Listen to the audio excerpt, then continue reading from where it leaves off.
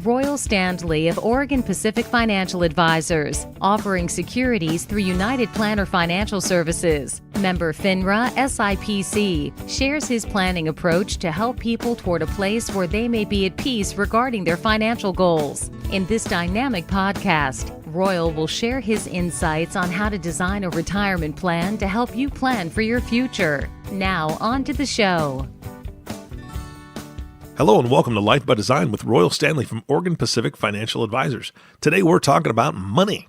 And sometimes that's a great subject. Sometimes that can be a little bit of a hard subject. I know we're into 2019 now, and the holidays have passed us. The bills maybe are coming in. Tax season is close. Money might not be the easiest subject to talk about, but definitely worthwhile. Royal, how are you today? I'm doing great. It's great to be back here with you. And I'm looking forward to the subject today. This is one we spend a lot of time as financial planners, financial advisors talking about is the different types of money and how that affects a client's life, how it affects their taxes, and that sort of thing. So this is probably one of the areas where I see most people, they have some knowledge about it, but I'm hoping to shed some light here and provide clarity for people about the different types of money and what it means to their taxes. Got it. And when you say different types, I'm assuming you're not talking pesos or Canadian dollars. You're talking about different ways that you get money or save money or money comes into you. Right. Okay. All right. That's right. We're talking about U.S. dollars and U.S. tax law. All right. Good clarification there. Yeah. Just in case there was any question there. All right. So what are the different types of money? So we're going to divide them up into two different types, and we'll kind of expound from there. The first is non-qualified money. And so what the heck does non-qualified money mean? It means there's no tax qualifications around it. And so you can think about non-qualified money as the money you have in your bank account. Okay. It's the money you earn from, your work or investments, rental income. That's non-qualified. There's no special taxation around that money. You put it in the bank, you're going to pay taxes on that money. You can take it out of the bank, you can spend it. The dollars in your pocket, that's non-qualified money. Okay. The other type of money is qualified money. This means it has a tax qualification around it. Mm-hmm. And this is money that you can think about that would be in an IRA, in a 401k, in your pension plan. And what that simply means is this is money that has a tax qualification. Now, if we're looking at kind of the traditional 401k and traditional IRA options, this is income that you have earned but have not yet paid taxes on. You've put it into a tax-deferred account like an IRA or a 401k. And from this point on, it's growing with all the taxes deferred. So you don't have to account for any dividends or capital gains that happen in that account. But where you're going to pay the taxes on it is when the money leaves the account, that is when it's going to turn into ordinary income for you. So that tax qualification right there is what we're going to talk about. I think most people get the non-qualified sense of, if I have money in a bank account at Wells Fargo and I want to move it over here into another account, I can do that with no problem. I can take the money out, I can put it over here, I can write a check. Pretty easy, I think, for most people to understand. Yeah.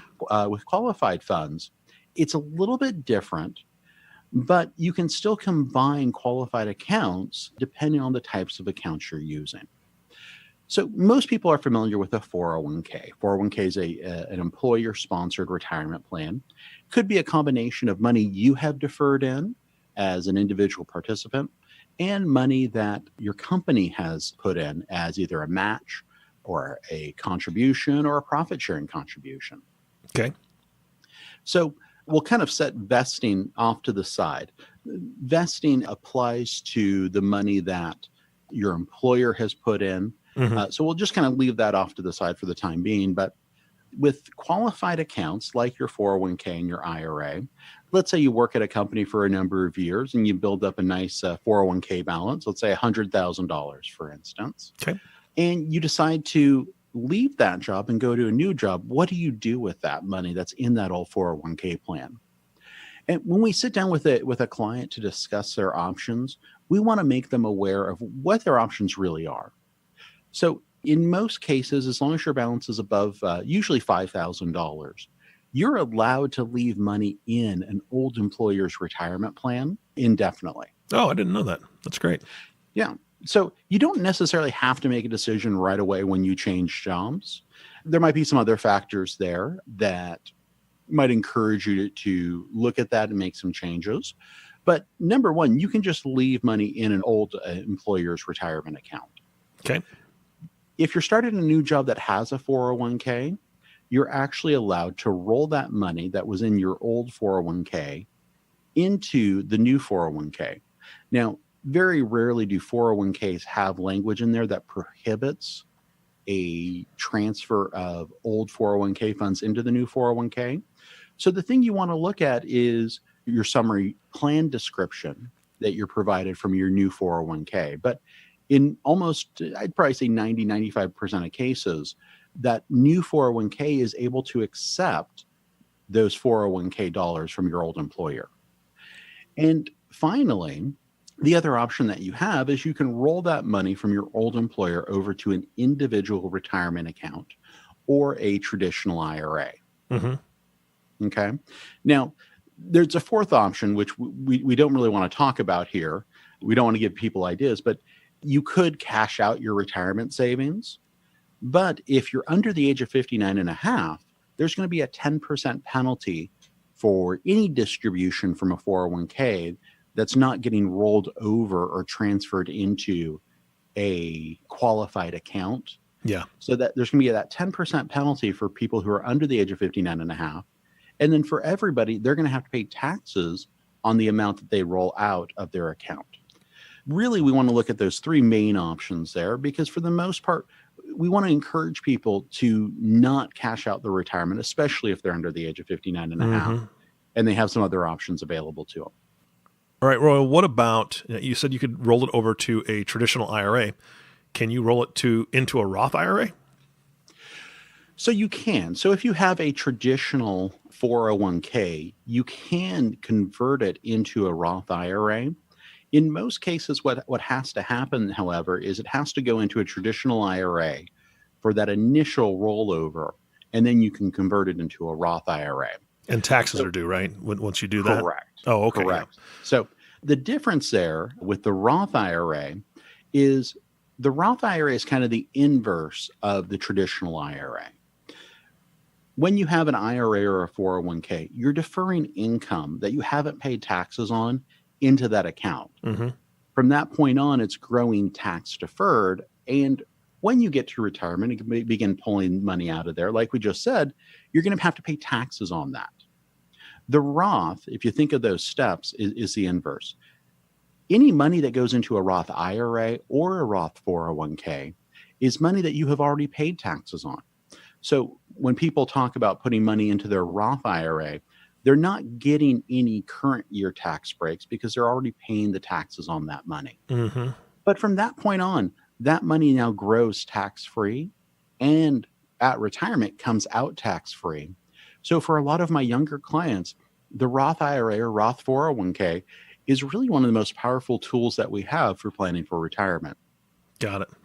The other big thing I love about the Roth IRA or Roth 401k is the ability for this money to get passed on to your heirs and for them to extend that tax-free account over the course of their lifetimes using a beneficiary Roth IRA or a stretch beneficiary Roth IRA. Those are ways where a client can inherit that money tax-free, assuming there's no estate tax issues. And they're able to basically stretch that account tax-free over their lifetime, which really makes it one of the most powerful estate planning tools that we have as advisors. Yeah, no, that's great. I mean, everybody wants to be able to pass on a legacy, pass on something to their children or their grandchildren. And if you can do that tax-free, I mean, that's a huge bonus. Correct. Yeah, the only thing we need to worry about in a state like Oregon is Oregon has a $1 million estate tax limit. So anything above $1 million may be subject to the estate tax, but that's only if you have over $1 million. Got it. All right. I think we all hope that we're over that $1 million point at some time in our life, and that would be great. But it's nice to know that if you are under that's it's not going to be taxed in that way. At least for Oregon, you said, right? It's Oregon. Correct. So And they just raised the federal state tax limits up to over $10 million a person. So that's really not an issue for most people any longer. Gotcha. Definitely. All right. You had spoken about rolling these into other accounts. What's the process look like to do that? So the process there for an IRA to roll money into an IRA from a 401k, it's really just a question of talking to your 401k provider or your HR department to get the paperwork or at least a process that's going to be needed to initiate that rollover. And all 401ks are just a little bit different depending on who the third party administrator is, who the custodian is. Some will allow you to process a rollover to an IRA or another 401k with a phone call. In other cases, it's going to be paperwork that you're going to need to sign. And especially with 403bs, which are kind of a cousin to the 401k, oftentimes that requires both your signature and a signature from your former employer to initiate any transfers out of the account. Okay. So the great thing about when we're talking about qualified money is all of these things can be rolled over to an IRA. But what a lot of people don't realize is if you're working for a company that offers a 401k or a 403b, is you can roll your IRA up into your employer-sponsored 401k or 403b. Now, a company won't usually allow you, if you no longer work there, to roll any money into the plan, but your current employer plan usually will allow those consolidations of accounts. What would the advantage to that be?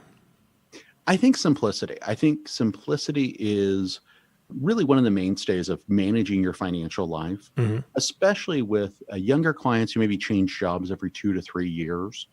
Not having all of those accounts sitting out there and trying to keep an eye on them and managing them, rolling them all up into 1 or 2 accounts just creates that simplicity so you know what your management style is. Yeah. And I mean, people may think, well, I've got 2 different, 3 different, 4 different 401ks and these accounts, and I've got an IRA, and that's diversification.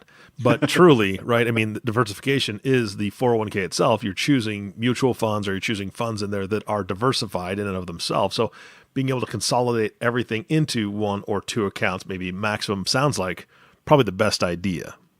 Absolutely. Being diversified across custodians for most people, and when I say custodians, I mean the 401k providers, it could be Fidelity, Vanguard, Merrill Lynch, whatever that is.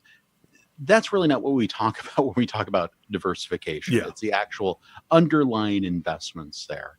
And by consolidating things, that will help you come up with an investment strategy either by yourself or working with a professional to help create that.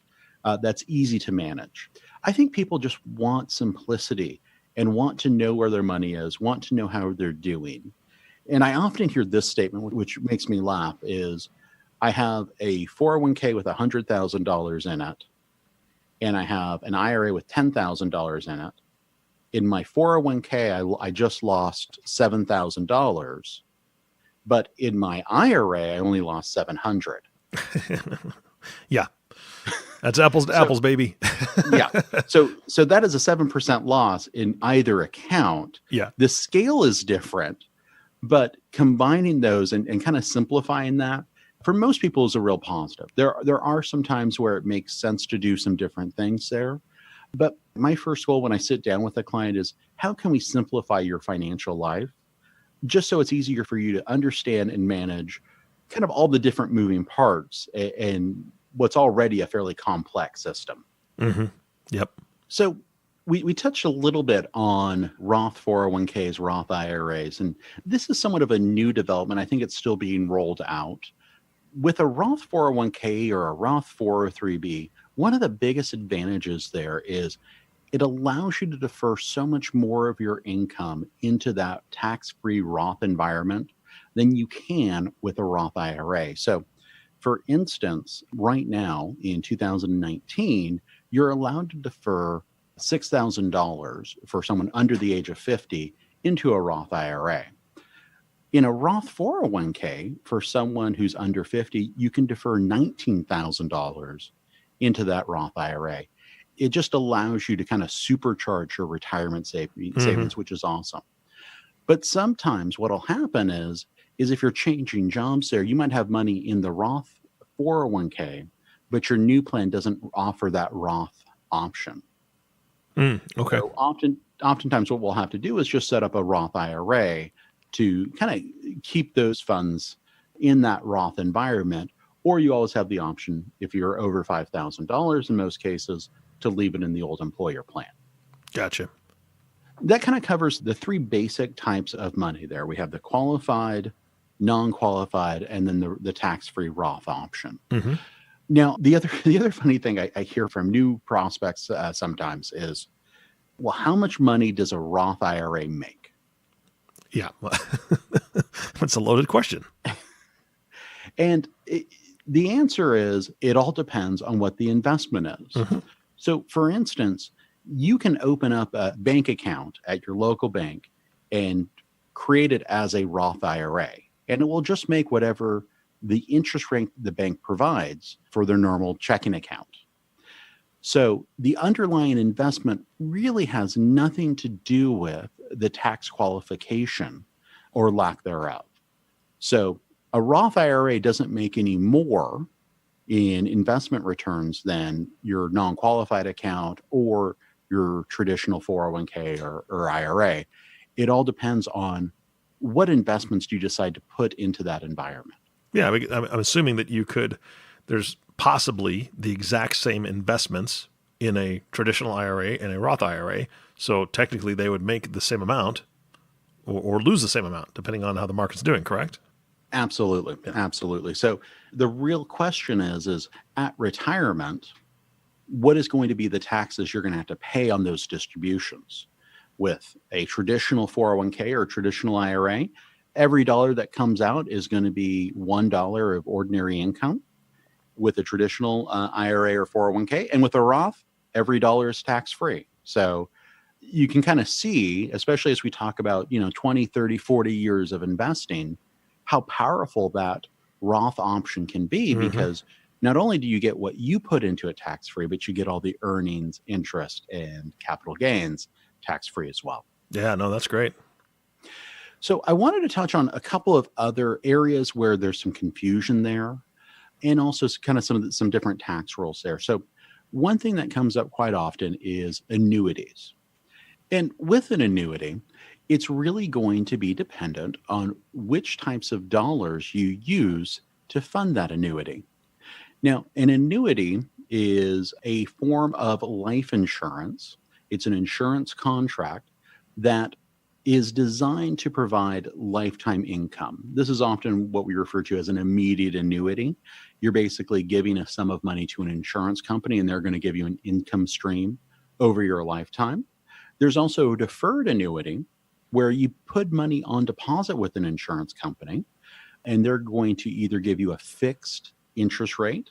This would be a fixed annuity, or you can invest it into variable sub-accounts, which you can kind of think of them somewhat similarly to mutual funds, where you're going to be subject to the fluctuations of the overall market there. But depending on what types of dollars you put into it will determine the taxation that comes out of your annuity. So if you put qualified dollars, let's say from an IRA or a 401k into an annuity, it retains basically the same similarities as that IRA or 401k dollars, meaning that every dollar that comes out is going to be taxable. The difference, however, is when you put non-qualified dollars into an annuity. So let's say you put $50,000 into a variable annuity, and over the next 10 or 20 years, it grows to $100,000. So right now with that variable annuity, it's worth $100,000. $50,000 is non-qualified basis that you put into it, and the other $50,000 is gain. So if you were to take a normal distribution from that annuity, the way an annuity works is If you don't annuitize it, basically, if you don't turn it into an income stream, you have to take off the gain first. So No. this is what we call LIFO, or last in, first out. So you have to take that gain off the top first before you actually reach the basis. So if you were taking out, let's say, $10,000 every year from it, and let's just say performance was flat for that 10-year period, you would have to take off 5 years of $10,000 of taxable interest there, and that's going to come out as ordinary income before you reach those last 5 years, which are going to be return of basis there. So the first 5 years, what you're saying is the first 5 years are taxed. So let's say you're at 20% tax rate, just for easy numbers. You take out 10 grand, you've got 2,000 in taxes, so you get 8,000 each year for the first 5 years. Correct. All right. And then so the remaining 5 years, again, assuming that there's zero growth on it, because you still have that 50,000 in there that you've already paid taxes on, came out of the Roth or wherever it came from, that's going to come to you at 10,000 per year, but it's not taxed at all. Correct. Now, if you had funded the annuity with Roth funds, then all of those gains would be tax-free. So this is only applying to non-qualified dollars. Got it. So if you took 50,000 in cash, is what you're saying, put it into an annuity, and then after however many years it grows to 100,000, that extra 50,000 is taxable. But if you put a Roth in there, what if it grows inside the annuity then? So all of that growth there is tax-free. Oh, so basically, that's not too bad. It's pretty good. It's pretty good. So basically, that Roth accumulation is still going to be tax-free for you. So a few different ways of looking at that. But the biggest thing I see quite often is people might buy an annuity to defer taxes on money they don't expect to need. And over time, it accumulates so much that when they pass away and pass that on to their heirs, oftentimes their heirs are surprised by how much taxes they have to pay to surrender that annuity, or look at some options like a non-qualified stretch annuity to stretch that annuity out over their lifetimes. Gotcha. Interesting. So there's it's pretty complex. I mean, the best thing is if this is interesting and piques some questions in folks, y'all need to reach out to Royal, because I've got a lot of questions and we don't have all the time on this podcast to answer them, but there's a lot of different strategies out there. So it sounds like people could really, really benefit from doing this the correct way with some guidance, or they could really make some mistakes up front that will cost their family and their kids and grandkids in the long run. Absolutely. Whenever the subject of annuities come up, that's a time to kind of slow down and make sure you know what you're doing. Make sure that you understand kind of all the ins and outs of what's being recommended to you. You know, some people are very pro annuity. Some people are very opposed to annuities. The way I look at it is an annuity is a tool that is appropriate sometimes. Just like you're not going to use your Sawzall for every home improvement project, you wouldn't use an annuity for everyone's retirement planning. Yeah, it makes sense. It's nice to have a tool belt with lots of different tools in it so you can choose the right one that fits your exact situation. So that's very important. Yep. And so finally, as we're kind of wrapping up, I just want to touch on one other area where we have some tax qualification issues. We're just going to kind of briefly touch on these, but I think they're very interesting. One is the HSA, the health savings account, and the other is the 529 college savings plan. Now, with the HSA, if you have a high deductible insurance plan, this could be a great vehicle for saving for future health expenses. So oftentimes what happens is in a given year, you're allowed to defer money into a health savings account. That money is going to reduce your taxable income. It's going to grow tax deferred. And as long as it gets used for medical expenses, it gets used tax-free. So the health savings account is, I think, an underutilized way of saving for the future, but it does have some pretty narrow boundaries there on what it can be used for. But it's a great way of accumulating money for what we all know will be higher medical expenses in retirement. The other is the 529 college savings plan, which basically almost works like a Roth IRA for college expenses. You can put money into the 529. It will grow tax-free. And as long as the money is used for qualified college expenses, it comes out tax-free as well. So it's a great way for people with young kids to plan ahead and accumulate some money that they're not going to have to pay taxes on down the road. Also, depending on the state that you live in, there may be some state incentives that are provided to kind of do that planning early and reduce some taxes on your state income tax. So Nice. in the state of Oregon, they offer up to a $4,750 deduction if you put that much into a 529 each year. That will reduce your Oregon state income taxes. Oh, Every nice. state has different rules according to this. So it's definitely something, if you live in a state and you're looking for savings for college, to kind of do that research, talk to a professional, and find out what's going to be the best plan for you. Yeah, bottom line is, again, talk to a professional.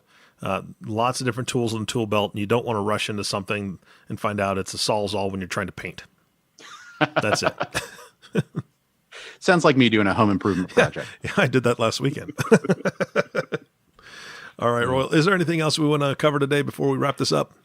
I think those are the major things. I'm hoping this gives people a little bit more understanding of what can be a fairly complex topic. Mm-hmm. The biggest advice I have is talk to a professional. We're available to consult with individuals about these different types of accounts, but you definitely don't want to be making mistakes, and you don't want to get advice from, your brother-in-law who thinks he knows it all. Yeah, absolutely.